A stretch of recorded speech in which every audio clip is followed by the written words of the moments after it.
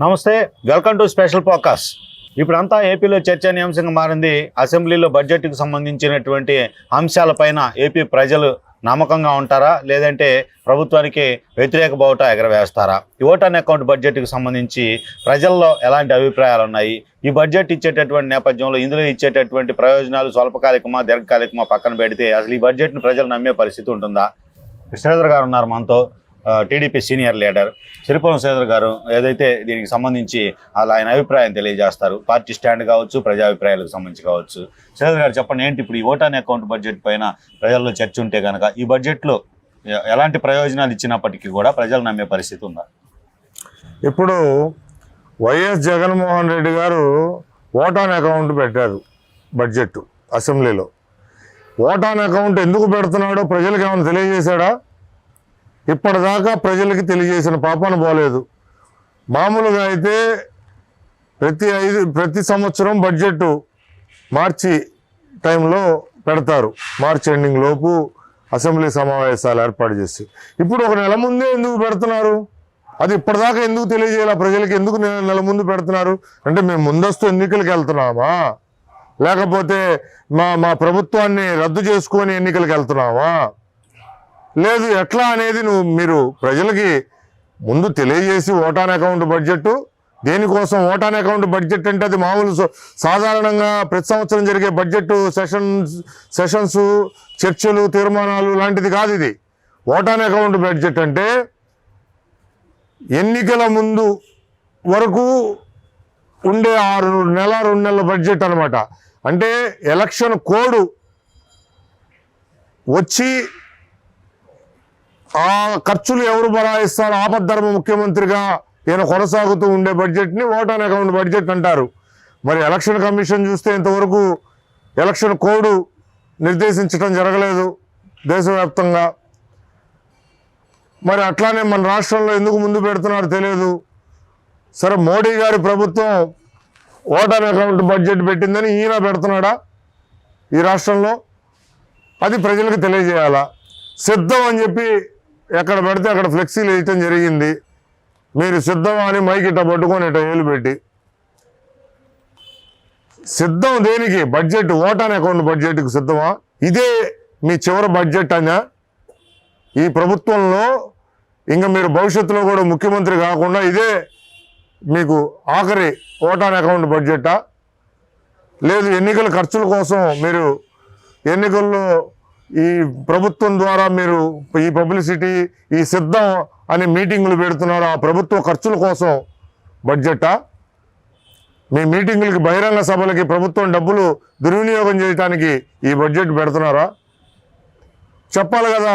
చెప్పకుండా మేము దళిత బడుగు బలహీన వర్గాలందరికీ, అగ్రవర్ణాల్లో పేదలందరికీ మేము అంత కేటాయించాం, ఇంత కేటాయించాం అని చెప్పి మధ్యాహ్నం మరి బుగ్గన రాజేంద్ర ప్రసాద్ గారు, ఆర్థిక మంత్రి గారు అసెంబ్లీలో చదువుతున్నాడు. ఆయన ఒకటే చదువుడు, ప్రింటింగ్ పేపరేగా, మనకు నచ్చింది రాసుకోవటం, అసెంబ్లీలో చదవటం. జనాలు పిచ్చోళ్ళ ఈ రోజున? మధ్యాహ్నం ఈయన చదువుతున్నప్పుడు కొన్ని బడ్జెట్లో అంశాలు నేను స్వయంగా వినడం జరిగింది. దళిత వర్గాలకి, ఎస్సీకి సంబంధించిన బడ్జెట్ కేటాయించామని. అసలు ఎస్సీ సబ్ ప్లాన్లో ఉన్న బడ్జెట్నే మీరు మింగేసి వివిధ పథకాల రూపంలో ఎస్సీలకి అందజేయాల్సిన 28 పథకాల్లో సంబంధించిన ముఖ్యమైన పథకాలు 28 5 సంవత్సరాల నుంచి మరుగున పెట్టేసి ఒక్క పథకం కూడా ఎస్సీ దళిత సోదరులకి మరి వాళ్ళకి అందించకుండా, వాళ్ళకి ఆ సంవత్సరంలో ఎంత పెట్టాం, ఈ సంవత్సరంలో పెట్టాం, ఈ సంవత్సరం ఎంత పెడుతున్నాం అని చెప్పి చెప్పడం జరిగింది. అసలు ఎస్సీ సబ్ ప్లాన్లో ఉన్న బడ్జెట్ ఏమైంది? డబ్బులన్నీ వేల కోట్ల రూపాయలు మింగేశారు, వేరే పథకాలకి వాటిని తరలించేశారు. మరి అట్లానే బీసీ వర్గాలకి బడ్జెట్ అని చెప్పి బుగ్గన గారు చెప్పడం జరిగింది. అసలు బీసీల వరకు మీరు ఎవరికి కేటాయించారు బడ్జెట్? ఎస్సీ కార్పొరేషన్ ద్వారా ఇప్పటిదాకా న్యాయం ఎవరికైనా జరిగిందా ఈ రాష్ట్రంలో? ఈ 13 జిల్లాలో 26 జిల్లాల్లోనూ బీసీ కార్పొరేషన్ ద్వారా పథకాలు ఎవరికైనా అమలైనాయా? దాదాపు ఒక 54 కార్పొరేషన్లు బీసీ సామాజిక వర్గాల్లో బలహీన వర్గాల కోసం ఏర్పాటు చేశారు. చైర్మన్, సభ్యులు వీళ్ళందరూ ఒక కమిటీ వేసి కనీసం వాడు చైర్మన్ ఒక సంతకం పెట్టి ఒక ఫండ్ రిలీజ్ చేసే పరిస్థితి ఉందా ఈ ప్రభుత్వంలో? బీసీ కార్పొరేషన్ ఒక పథకాలు వినియోగించారా? అసలు ఏమీ లేవు. మరలా ఇంకా కాపు కార్పొరేషను, కమ్మ కార్పొరేషను, బ్రాహ్మణ కార్పొరేషను, వైశ్య కార్పొరేషను, క్షత్రియ కార్పొరేషను, అగ్రవర్ణాల్లో పేదల కోసం. దానికోసం మేము ఒక సంస్థ పెట్టాం, ఎకనామికల్లీ బ్యాక్వర్డ్ కార్పొరేషన్ అని ఒక సంస్థ పెట్టి ఆ సంస్థ కింద ఈ అగ్రవర్ణాల్లో పేదలను తీసుకొచ్చి దాని ద్వారా ఖర్చు పెడుతున్నాం అన్నారు. మీరు శ్వేతపత్రం రిలీజ్ చేస్తారా? ఎంతమందికి మీరు లబ్ధిదారులు ఉన్నారో జిల్లాల వారీగా మీరు పేర్లు ఇవ్వగలుగుతారా?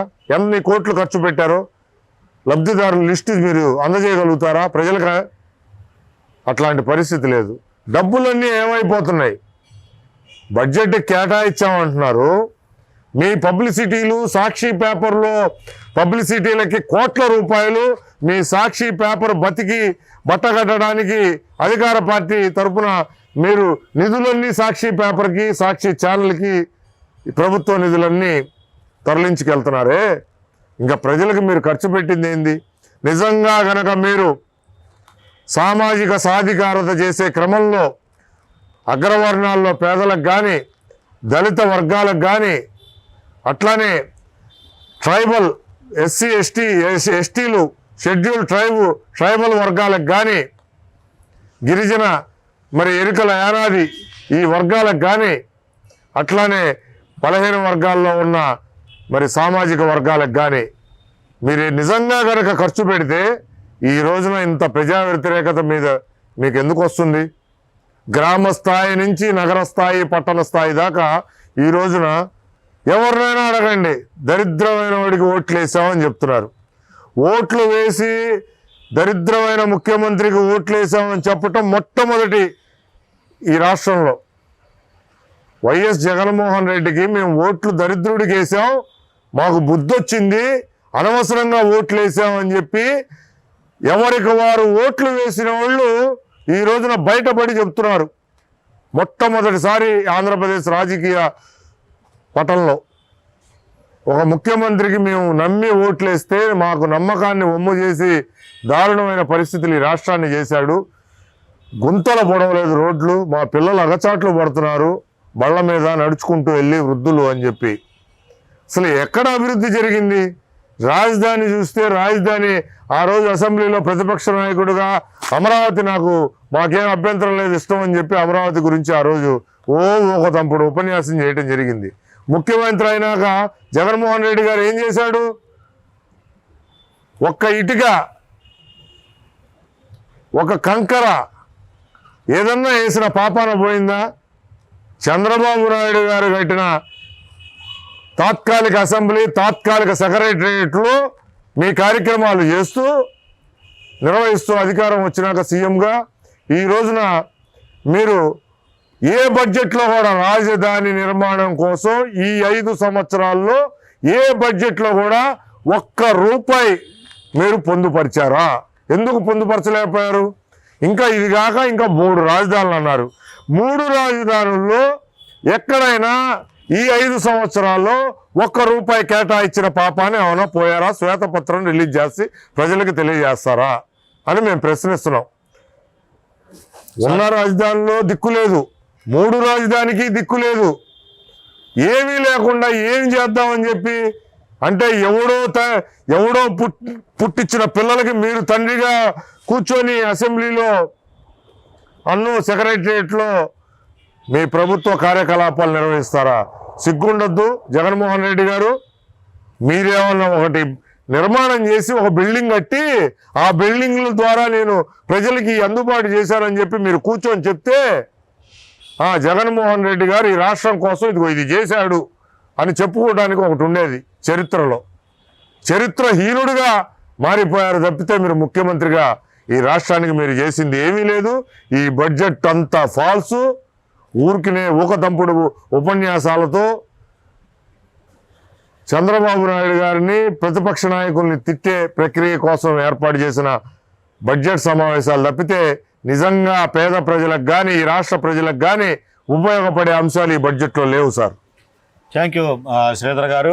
ఇదైతే ఏపీకి సంబంధించి చూసుకుంటే కనుక బడ్జెట్ అనేటటువంటి అంశమే చర్చనీయాంశంగా ఉన్నటువంటి పరిస్థితుల్లో ఏ ఓట్ ఆన్ అకౌంట్ బడ్జెట్ని ప్రజలు పట్టించుకునే పరిస్థితుల్లో లేరు అనేటటువంటిది, రాష్ట్రంలో ఉన్న సమస్యలన్నీ గత 4.5 ఏళ్లుగా కూడా ప్రజలు ఎన్ని ఇబ్బందులు పడుతున్నా పట్టించుకున్నటువంటి పరిస్థితుల నేపథ్యంలో ఇప్పటికిప్పుడు బడ్జెట్ను తీసుకొని వచ్చి సొంత డబ్బా వాయించుకున్నటువంటి నేపథ్యంలో అది ప్రయోజనకరంగా లేదు అనేటటువంటి అభిప్రాయంలోనే ప్రజలు ఉన్నారనేటటువంటి ఒక అభిప్రాయాన్ని శ్రీధర్ గారు చెప్తున్నటువంటి పరిస్థితి అయితే ఉంది.